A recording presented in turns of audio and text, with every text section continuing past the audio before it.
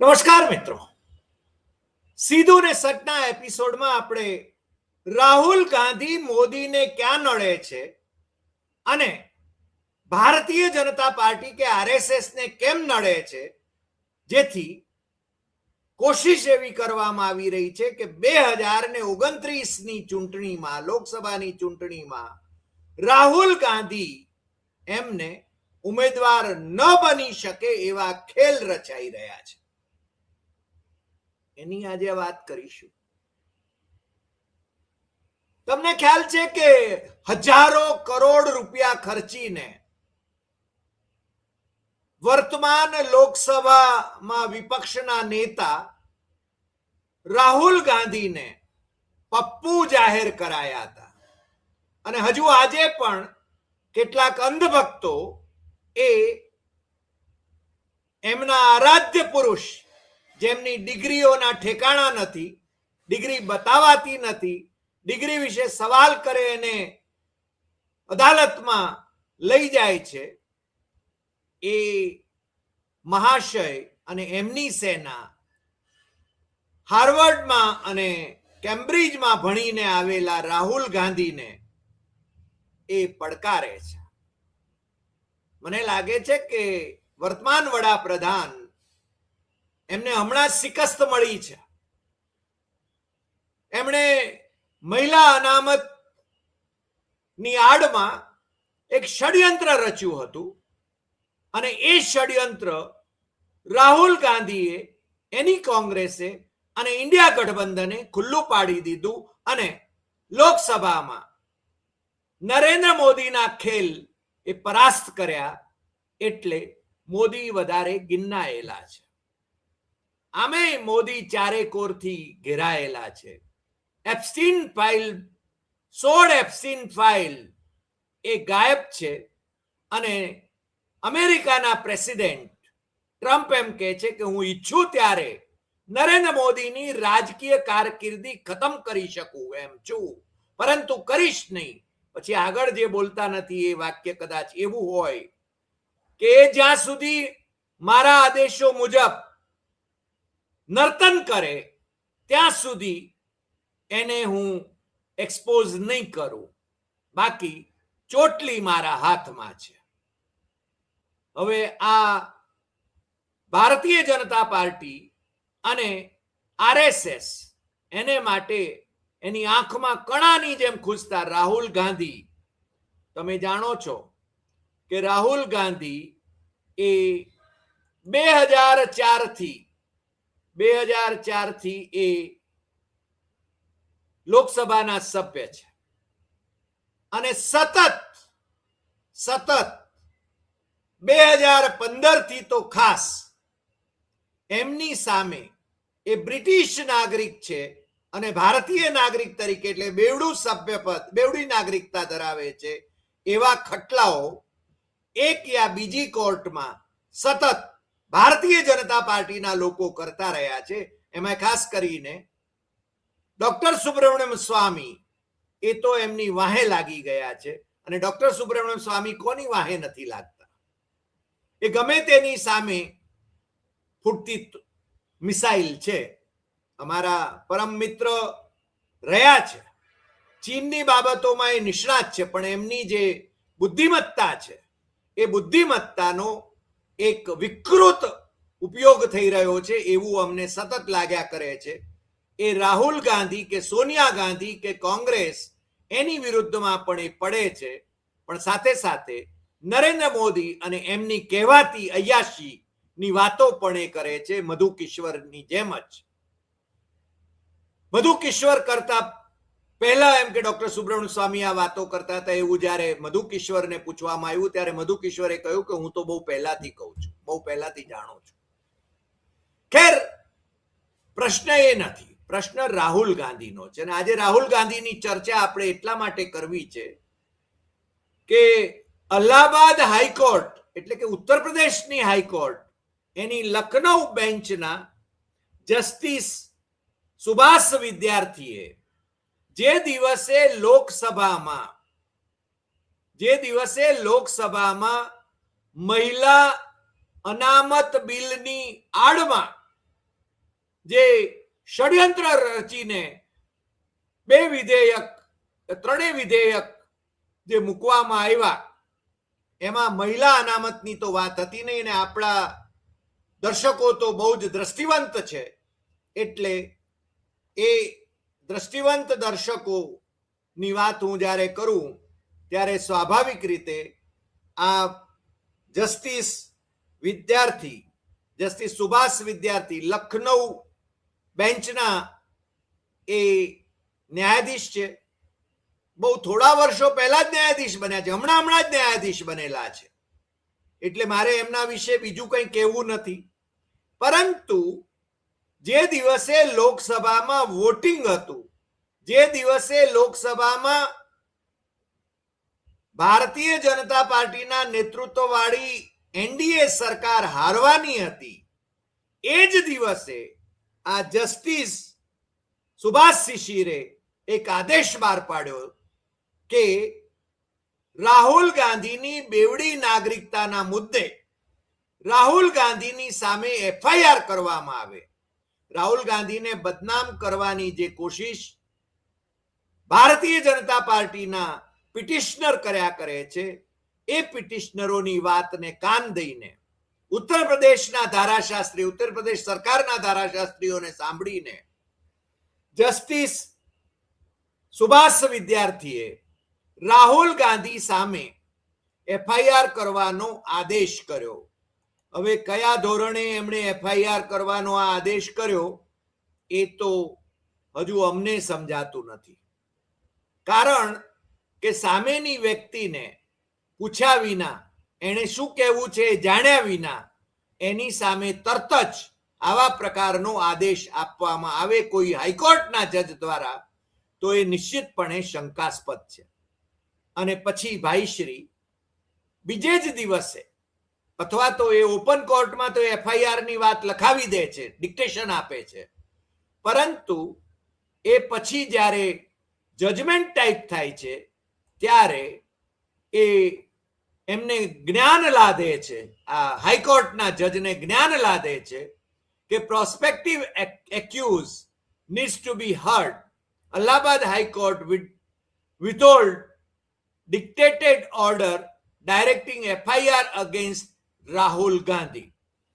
તમને આશ્ચર્ય થશે કે એક હાઈકોર્ટનો એક જજ એ આ રીતે ઓપન કોર્ટમાં જે દિવસે લોકસભામાં સરકારને હરાવે છે રાહુલ ગાંધીના નેતૃત્વ વાળો ઇન્ડિયા ગઠબંધન સંપૂર્ણ વિપક્ષ, એ જ દિવસે એની સામે એફઆઈઆર કરીને એને બદનામ કરવાની આખી એક ભારતીય જનતા પાર્ટીની જે યોજના છે એ યોજનાને એ સમર્થન કરતા હોય એવું લાગે છે. અને પછીથી અમે જે આ ઓર્ડર મૂક્યો છે, એમણે એ ઓર્ડર લખ્યો અને એ ઓર્ડરની અંદર એમણે લખ્યું કે નાના સામેની વ્યક્તિને સાંભળવી જોઈએ, એણે શું કહેવું છે એ પણ છે ને સાંભળવું જોઈએ. એટલે એફઆઈઆર ની વાત એમણે પાછી બાજુએ સારીને રાહુલ ગાંધીએ શું કહેવું છે, રાહુલ ગાંધીના પક્ષે શું કહેવું છે એવું જજમેન્ટ એમણે લખાવ્યું. અને નવાઈની વાત એ છે, આ અમારી સામે એમનું જજમેન્ટ છે 17 એપ્રિલ 2026, અને એમાં એમણે લખ્યું છે કે 20મી એપ્રિલ એટલે આજે થઈ 19મી અને આવતીકાલ સુધીમાં રાહુલ ગાંધીની આ વાત જે છે એમણે શું પોતાનો પક્ષ રજૂ કરવો છે એ વાત એમણે છે ને રજૂ કરવાની રહેશે. એની સુનાવણી આવતીકાલે જ રાખવામાં આવી છે. એટલે કેટલી ત્વરા છે. મને લાગે છે કે આ બધા જે ભારતીય જનતા પાર્ટીના ખેલ છે એ 2015 થી ચાલે છે એમ કહીએ તો ચાલે, પણ આ જે આખા કેસની અંદર છેક કર્ણાટકથી ભાઈશ્રી ભારતીય જનતા પાર્ટીના ભાઈશ્રી એસ વિઘ્નેશ શિશિર એ ઉત્તર પ્રદેશની અદાલતોમાં આવીને રાહુલ ગાંધીની બેવડી નાગરિકતાના મુદ્દે એમનું સભ્યપદ રદ થવું જોઈએ. તમને ખબર છે, એકવાર તો ગુજરાતમાં મોદી કોમ્યુનિટીને જાણે કે રાહુલ ગાંધીએ ભાંડીતી એમ કહીને સુરતની અદાલતે 2 વર્ષની સજા ફરમાવી. ઓછી નહીં, 2 વર્ષની સજા એટલા માટે પણ ફરમાવી શકાય કે મેક્સિમમ 2 વર્ષની ડેફેમેશનમાં, ક્રિમિનલ ડેફેમેશનમાં, અને એ 2 વર્ષની સજા પામે તો એનું સભ્યપદ જાય.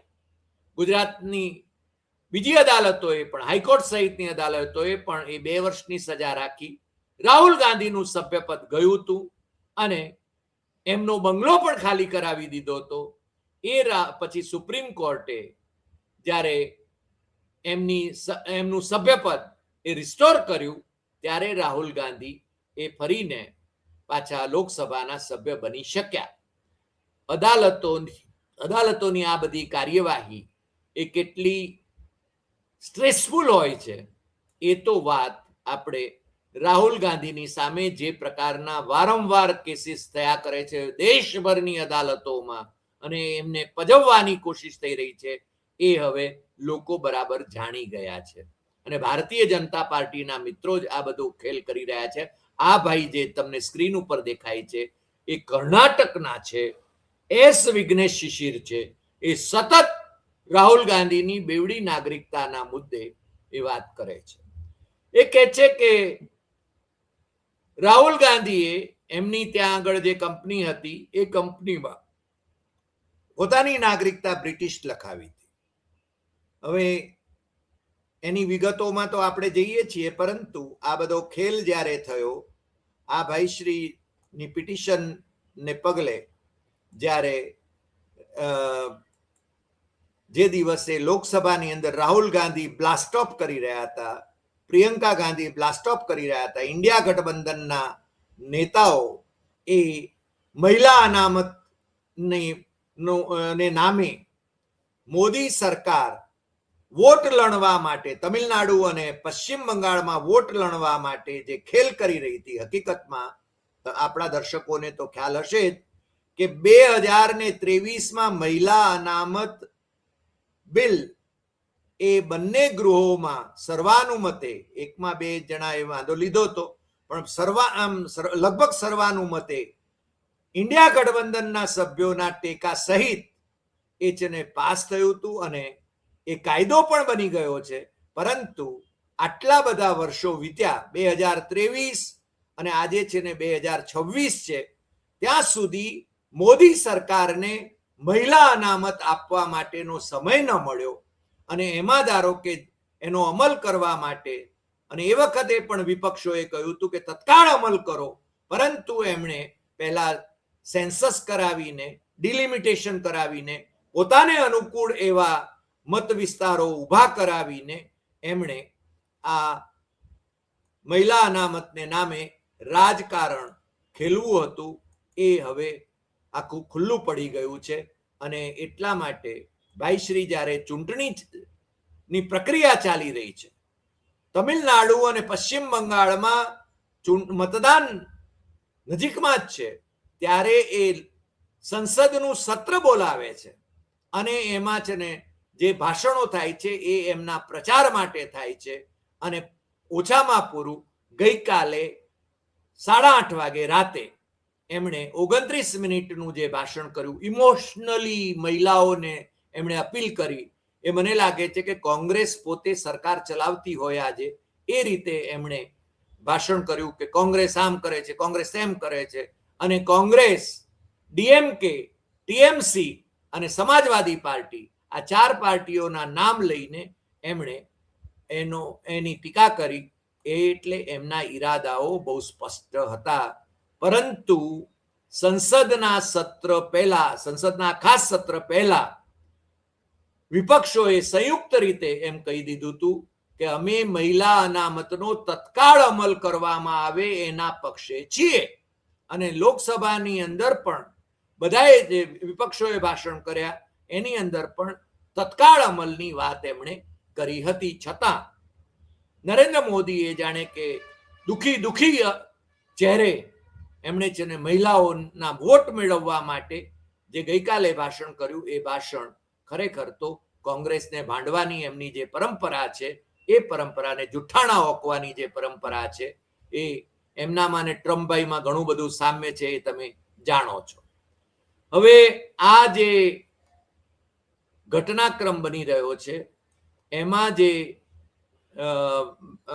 જસ્ટિસ વિદ્યાર્થી સુભાષ વિદ્યાર્થી એમણે બીજે દિવસે જે એટલે 17મીએ જે ઓર્ડર સાઇન કર્યો એ ઓર્ડરની અંદર એમણે જ્યારે ઓર્ડર ટાઈપ થયો અને સાઇન થયો ત્યારે એમણે પેલી FIR ની વાત છે ને એ બાજુએ સારી દીધી, કારણ કે એમને હાઈકોર્ટના માનનીય અધ્યક્ષને એટલી ખબર નહોતી કે આ રીતે એમની સામે એટલે FIR સીધો FIR નો આદેશ આપી શકાય કે નહીં. મને લાગે છે જજ ઇમોશનલ થઈ ગયા હોય એવું પણ બની શકે, પરંતુ આપણે એમને બેનિફિટ ઓફ ડાઉટ આપવો રહ્યો. હવે આ ઘટનાક્રમ કેમ ચાલે છે અને કેમ નહીં? જો ભારતીય જનતા પાર્ટીને રાજીવ ગાંધીના વખતથી જ આ બેવડી નાગરિકતા અથવા તો એમના લગ્ન ઇટાલીમાં જન્મેલા સોનિયા માઇનો ગાંધી એમની સાથે થયા હોવાને કારણે એક યા બીજા તબક્કે એમણે અદાલતોમાં ખટલાઓ દાખલ કરવા, અપપ્રચાર કરવો, એના માટે છે ને સતત કામગીરી કરી છે. અને એમાં રાજીવ ગાંધીની એફિડેવિટમાં ઇટાલીની સંપત્તિ એનો ઉલ્લેખ નથી એવો મુદ્દો પણ એમણે ચલાવ્યો હતો પહેલા અપપ્રચારનો. બીજું, સોનિયા ગાંધી એ બેવડું નાગરિકત્વ ધરાવે છે, ભારતનું નાગરિકત્વ ધરાવે છે અને ઇટાલીનું પણ નાગરિકત્વ ધરાવે છે, એવી વાતનો પ્રચાર સૌથી વધારે જો કોઈએ કર્યો હોય તો ભારતીય જનતા પાર્ટીના સુષ્મા સ્વરાજે કર્યો હતો. અને એ વખતે આમ ભારતીય જનતા પાર્ટીમાં છે ને અને સંઘમાં એક મિલી ભગત હોય છે કે તારે આમ કહેવાનું, હું આમ કહીશ, તું કહેજે કે તું આક્ષેપ કરજે, હું એ આક્ષેપ ખોટો છે એમ કહીશ, પરંતુ તારે આક્ષેપ કર્યા કરવાનો. આ છે ને સંઘ અને ભારતીય જનતા પાર્ટીની નીતિ રીતિ છે, જુઠ્ઠાણાઓ ચલાવવાની. સુષ્મા સ્વરાજે સોનિયા ગાંધીની બેવડી નાગરિકતાનો મુદ્દો ખૂબ ગજવ્યો હતો.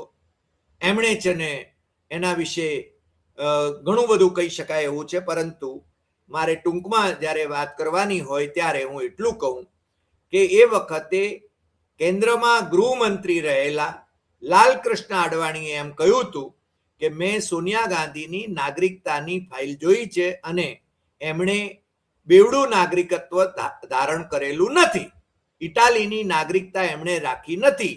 અને આડવાણીની આ સ્પષ્ટતા છતાં સુષ્મા સ્વરાજ એ સતત સોનિયા ગાંધીના બેવડા નાગરિકત્વ વિશે ગાજવીજ કરતા રહ્યા હતા. આ છે ને એમની અન્ડરસ્ટેન્ડિંગ, મેં કહ્યું એમ કે સંઘ ભાજપમાં આ પ્રકારે જુઠ્ઠાણાઓ ચલાવવાની એક મિલીભગત હોય છે એવું એ વખતે થતું હતું.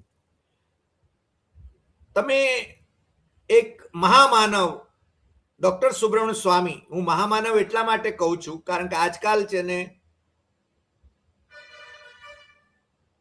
આપણા બહેનશ્રી જે આજકાલ મોદીની સામે મિસાઇલો છોડે છે એ મોદીને મહામાનવ કહે છે, પરંતુ મોદી જેમની બેગ ઊંચકીને ફરતા હતા, જેમને લેવા માટે સ્ટેશને કે એરપોર્ટ ઉપર જતા હતા અથવા તો એમને ગુજરાતમાં જ્યાં ફેરવવાના હોય ત્યાં ફેરવતા હતા, એ ડોક્ટર સુબ્રમણ્ય સ્વામી જે જનસંઘના સાંસદ પણ હતા અને પછી એ પાછા જનસંઘથી ભાજપથી ફારેક થયેલા, પાછા જનતા પાર્ટીના એકમેવ નેતા તરીકે પણ એ સ્થાપિત થયેલા અને પછી 2013માં એ પાછા ભારતીય જનતા પાર્ટીમાં જોડાયા અને એમને છે ને મોદીને વડાપ્રધાન બનાવવા માટે મેં ખૂબ મહેનત કરી એવી વાતો પણ એ છે ને કરતા હોય છે. પણ મોદીએ એમને કંઈ દાદ દીધી નહીં, કારણ મોદી એકવાર હોદ્દો મળી જાય એટલે પછી છે ને બાકીનાને ભૂલી જાય છે. જે નિસરણીથી એ ચડે છે એ નિસરણી તોડી નાખે છે. આડવાણીજી અને ડોક્ટર મુરલી મનોહર જોશીજી એ એના ઉદાહરણો છે કે જેમને મોદીએ વડાપ્રધાન થતાની સાથે જ એમને છે ને માર્ગદર્શક મંડળમાં નાખી દીધા હતા. એ તમે જાણો છો. બીજા ઘણા બધાને પણ માર્ગદર્શક મંડળમાં 75 વર્ષની ઉંમર નું ક્રાઇટેરિયા આગળ કરીને એમણે માર્ગદર્શક મંડળમાં નાખ્યા હતા. પણ પોતાને માટે જ્યારે 75 થયા ત્યારે પોતે અપવાદ છે. નરેન્દ્ર મોદી બધી બાબતોમાં અપવાદ છે એવું એ માને છે. પરંતુ આ સુબ્રમણ્ય સ્વામી એમને છે ને મને લાગે છે કે હવે બીજો કોઈ કામ ધંધો હોય એવું લાગતું નથી. એ હિન્દુઓના સમર્થક છે પણ પોતાની દીકરી મુસ્લિમ સાથે પરણી છે એ વાત છે ને એ જાજી કહેતા નથી. અને સંઘના જે લોકો છે એ પણ ધારો કે રામલાલ જ્યારે ભારતીય જનતા પાર્ટીના મહામંત્રી સંગઠન હતા રાષ્ટ્રીય કક્ષાના આરએસએસના પ્રચારક, એમની ભત્રીજીએ પણ લખનૌમાં મુસ્લિમ સાથે લગ્ન કર્યા ત્યારે આખી આરએસએસ અને ભારતીય જનતા પાર્ટીની નેતાગીરી ત્યાં ઉમટી હતી. એમને એમાં લવ જેહાદ દેખાતું નથી. પણ બીજા કોઈ જો આંતરજ્ઞાતીય આંતરધર્મીય લગ્નો કરે તો એ છે ને આ રીતે એને એ લવ જેહાદ ગણાવે. હું ભારતીય જનતા પાર્ટી આપણા અગાઉના એપિસોડોમાં ઘણી વખતે આ લિસ્ટ આપણે આપેલા છે કે ભારતીય જનતા પાર્ટીના કયા નેતાઓએ કેમ કોની સાથે એ રીતે લવ જેહાદ એ ન કહેવાય એમના લગ્નોએ, પરંતુ બીજાના હોય તો બીજી પાર્ટીના હોય અથવા તો બીજા આંદોલન કરવાનું હોય તો એ લવ જેહાદ કહેવાય. પણ સુબ્રમણ્ય સ્વામીની વાત જ્યારે કરીએ એને છે ને કોણ જાણે કેમ એમને છે ને આમ હાથમાં ચળ આવતી લાગે છે. કોની સામે હું વિરોધ કરું, કોની સામે વિરોધ કરું, કોની સામે હું છે ને કેસ દાખલ કરું. આ એ જ સુબ્રમણ્ય સ્વામી છે કે જે સોનિયા ગાંધી પાસે જયલલિતાને લઈને ગયા હતા ટેકો આપવા માટે. આ એ જ સુબ્રમણ્ય સ્વામી છે જે અટલ બિહારી વાજપેયીને ટેકો આપવા માટે જયલલિતાને લઈને ગયા હતા. અને આ એ જ સુબ્રમણ્ય સ્વામી છે કે જેણે જયલલિતા અને એમના સખી શશિકલાને સામે કેસ કર્યા અને જેલમાં નંખાવ્યા હતા. આ એ જ સુબ્રમણ્ય સ્વામી છે કે જે સોનિયા ગાંધી અને રાહુલ ગાંધીની સામે કેસ કરીને એમને જેલમાં પહોંચાડવા માટે ખૂબ આતુર છે. પરંતુ હજુ સુધી એમની એ મહત્વાકાંક્ષા બર આવી નથી. એટલે હજુ આજે પણ રાહુલ ગાંધીની બેવડી નાગરિકતાના મુદ્દે એ સતત સક્રિય છે. એ પાછા એટલે સુધી કહે છે કે હોમ મિનિસ્ટર બદલી નાખ્યા મોદીએ એની પાછળ પણ અને રાહુલ ગાંધીની સાથે અમિત શાહનું કંઈ સેટિંગ છે એવું પણ એ ચલાવે. પણ મને લાગે છે કે એમને સ્વામીને હવે કોઈ ગંભીરતાથી લેતું હોય એવું બહુ લાગતું નથી. મારે જે કહેવું છે એ વાત છે કે 2015માં ML શર્મા ભારતીય જનતા પાર્ટીના જ મને લાગે છે નેતા હતા. એમણે રાહુલ ગાંધીની નાગરિકતા, બેવડું નાગરિકત્વ, બ્રિટિશ નાગરિકતા એના મુદ્દે સુપ્રીમ કોર્ટમાં એમણે PIL કરી હતી, જે સુપ્રીમ કોર્ટના ચીફ જસ્ટિસ HL દત્તુ અને બીજા જજ રોય એમણે એ ફગાવી દીધી હતી. એના પછી 2019માં ડોક્ટર સુબ્રમણ્યમ સ્વામીની CBIની તપાસ માટેની માગણી, મને લાગે છે આની પણ CBIની તપાસની માગણી હતી. અને 2019માં જય ભગવાન ગોયલ અને ચંદર પ્રકાશ ત્યાગી આ બે ભારતીય જનતા પાર્ટીના સિમ્પેથાઇઝર એમની જે અરજી હતી રાહુલ ગાંધીની બ્રિટિશ નાગરિકતાના સંદર્ભમાં એ ચીફ જસ્ટિસ રંજન ગોગોઈ અને એમના પછી બે ચીફ જસ્ટિસ જે થવાના હતા એ એમની બેન્ચે એ વખતે પણ એને ફગાવી દીધી હતી, એ રદ કરી હતી. અને એમ છતાં સુબ્રમણ્ય સ્વામી દિલ્હી હાઈકોર્ટમાં અને બીજે બધે રાહુલ ગાંધીની સામે એક યા બીજા તબક્કે કંઈ ને કંઈ કેસ કરતા રહ્યા છે. અને હવે આજે જે વાત કરી છે એ લખનૌ બેન્ચની, એટલે અલ્હાબાદ હાઈકોર્ટની લખનૌ બેન્ચના જસ્ટિસ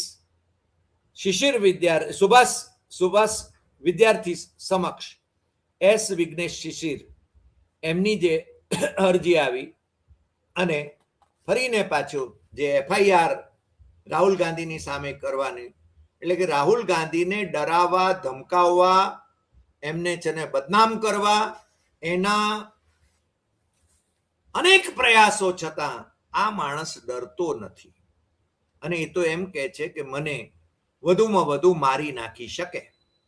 અને હત્યાઓ, રાજકીય હત્યાઓ એ થઈ શકે છે આપણે ત્યાં, જે પરિવારમાંથી ધારો કે ઇન્દિરા ગાંધી, પ્રાઇમ મિનિસ્ટર ઇન્દિરા ગાંધીની પણ હત્યા થઈ છે, એમની શહીદી થઈ છે એમ કહેવું પડે. જે એમના રાહુલ ગાંધીના પિતા એ રાજીવ ગાંધી જે પ્રાઇમ મિનિસ્ટર હતા એમની પણ હત્યા થઈ છે, એમની શહીદી છે. અને આમ આ પરિવારમાંથી રાહુલ ગાંધી એ રાજકારણમાં ન આવે એવી એક તબક્કે સોનિયા ગાંધી એમના માતુશ્રીની ગણતરી હતી, છતાં એ રાજકારણમાં આવ્યા છે અને એ રાજકારણમાં સામી છાતીએ લડે છે. એટલે એમને કઈ રીતે બદનામ કરવા, કઈ રીતે ચૂંટણીથી વંચિત કરવા, કઈ રીતે લોકસભામાં એમને પ્રવેશ ન કરવા દેવો. તમને ખ્યાલ હશે, એક આની અંદર ઉલ્લેખ પણ કરી લઉં કે જ્યારે વાજપેયીની સરકાર હતી, ભારતીય જનતા પાર્ટીના રાજપુરુષ જેવા વાજપેયીની સરકારમાં કેટલાક આડવાણી જેવા કટ્ટર આરએસએસ વાદીઓ જે હતા, એમના દુરાગ્રહને કારણે વેંકટ ચલૈયા જે ચીફ જસ્ટિસ રહ્યા હતા, એમની અધ્યક્ષતામાં સોનિયા ગાંધીને લોકસભામાં પ્રવેશ ન મળે એટલા માટે એમની નાગરિકતા રદ કરવા માટે, અથવા વિદેશી અથવા તો વિદેશીમાં જન્મેલાને વડાપ્રધાન ન થઈ જાય એને માટે એમણે એક અસાઇનમેન્ટ આપ્યું હતું, એક હાઈ પાવર કમિટી બનાવી હતી. પરંતુ એ વખતે એ જે નિવૃત્ત જજીસ હતા અથવા તો ધારાશાસ્ત્રીઓ હતા, કાયદાવિદો હતા, એમની જે ઉચ્ચ સ્તરીય જે સમિતિ હતી, એ સમિતિમાં એમને છે ને એ લોકો દે વેર નોટ સ્પાઇનલેસ, એ કરોડરજ્જુ વાળા માણસો હતા. અને એટલા માટે એમણે બહુ સ્પષ્ટપણે કહ્યું હતું કે સોનિયા ગાંધીની નાગરિકતા છીનવી શકાય નહીં અને એ રાષ્ટ્રપતિ પણ થઈ શકે, ઉપરાષ્ટ્રપતિ પણ થઈ શકે, વડાપ્રધાન પણ થઈ શકે, નાયબ વડાપ્રધાન પણ થઈ શકે ને કેબિનેટ મંત્રી પણ થઈ શકે. પણ 2004માં જ્યારે સોનિયા ગાંધીને વડાપ્રધાન થવાની તક આવી હતી અને ચૂંટાયા હતા નેતા, ત્યારે એમણે પોતે જ એ હોદ્દો સ્વીકારવાનું ના પાડીને ડોક્ટર મનમોહન સિંહને એમણે વડાપ્રધાન બનાવ્યા હતા, એ આપણે બધા જાણીએ છીએ. પણ એ સમિતિએ જ્યારે આ કહ્યું ત્યારે મેં કહ્યું એમ કે એ નિવૃત્ત ન્યાયાધીશો અથવા કાયદાવિદો એમની કરોડરજ્જુ સીધી હતી, એમ સ્પાઇનલેસ ક્રીચર્સ નહોતા એ લોકો. અને એટલા માટે એ વાજપેયી સરકારને જે રિપોર્ટ આપ્યો એની અંદર કહ્યું હતું કે આપણે ત્યાં નાગરિકતા માત્ર એક જ પ્રકારની છે. અમેરિકાની અંદર 2 પ્રકારની નાગરિકતા છે, એક કે નેચરલ બોર્નની અને અક્વાયર્ડ, એટલે વિદેશમાં જન્મેલી વ્યક્તિ ત્યાં નાગરિક બની શકે અને ત્યાં જન્મેલી વ્યક્તિ ત્યાંની નાગરિક થઈ શકે. પરંતુ ત્યાં એવી જોગવાઈ છે કે એમનો પ્રેસિડેન્ટ એ નેચરલ બોર્ન હોવો જોઈએ, ત્યાં જ અમેરિકામાં જ જન્મેલ વ્યક્તિ એ રાષ્ટ્રપતિ બની શકે. બહારથી આવેલી નાગરિક થયેલી વ્યક્તિ એ વાઇસ પ્રેસિડેન્ટ સુધી જઈ શકે પણ પ્રેસિડેન્ટ ન થઈ શકે. જ્યારે ભારતમાં વિદેશી વ્યક્તિ નેચરલાઇઝેશન પછી, એટલે કે ભારતીય નાગરિકતા લે એટલે એને આપણે ત્યાં અલગ અલગ આવી કોઈ જોગવાઈ છે નહીં કે વડાપ્રધાન પદ કે રાષ્ટ્રપતિનું પદ એને છે ને ન મળે, એને માટે એ યોગ્ય છે. મોદીએ પાકિસ્તાની અદનાન સામીને નાગરિકતા આપી છે, ભારતીય નાગરિકતા આપી છે. કાલ ઉઠીને અદનાન સ્વામી પણ ભારતનો વડાપ્રધાન બની શકે, એમાં જરાય શંકા નથી. જો એની જે કોઈ પક્ષમાં જોડાય અને એ પક્ષને બહુમતી મળે અથવા તો એના અલાયન્સને બહુમતી મળે ને એ લોકો અદનાન સામીને પોતાનો નેતા જાહેર કરે તો એ વડાપ્રધાન પણ બની શકે, એ રાષ્ટ્રપતિ પણ બની શકે, ભલે એ પાકિસ્તાની હતો અને નરેન્દ્ર મોદીની સરકારે એને નાગરિકતા આપી છે. સામે ચાલીને કિરણ રિજિજુએ એને એ નાગરિકતા આપી છે.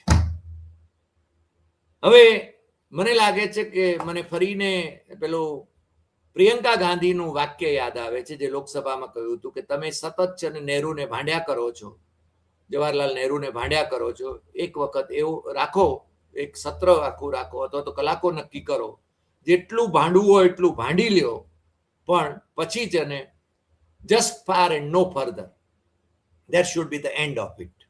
એ રીતે રાહુલ ગાંધીને સતત સતાવ્યા કરવા માટે આ પ્રકારના નાગરિકતા અંગેના વિવાદો જે ઊભા કરવામાં આવે છે એના ઉપર પડદો પડવો જોઈએ.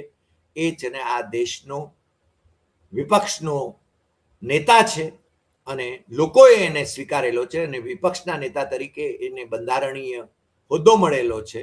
એ 2004 થી લોકસભાના સભ્ય રહ્યા છે અને એમની નાગરિકતા વિશે એને ક્યાંક કોઈ, ધારો કે મારું ફોર્મ, ઇન્કમટેક્સનું ફોર્મ છે ને મારો જો કન્સલ્ટન્ટ ભરતો હોય ને એ છે ને બ્રિટિશ નાગરિક તરીકે એમાં નોંધી લે, તો એનાથી હું બ્રિટિશ નાગરિક થઈ જતો નથી.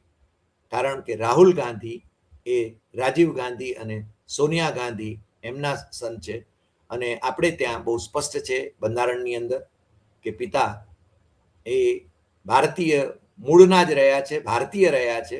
માતા પણ પછીથી, એટલે રાહુલ ગાંધીના જન્મ પછી એમને નાગરિકતા લીધેલી છે અને એ ભારતીય નાગરિક છે. એ બાબત બહુ સ્પષ્ટ છે.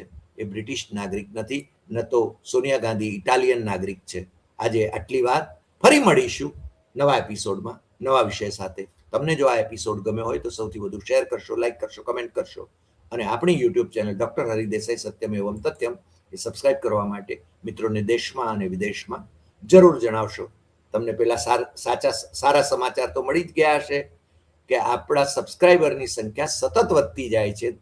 ગ્લોબલ સબસ્ક્રાઇબરની સંખ્યા 2.5 લાખને પાર કરી ગઈ છે. આપ સૌના સહકારથી આપનો ખૂબ ખૂબ આભાર. નમસ્કાર.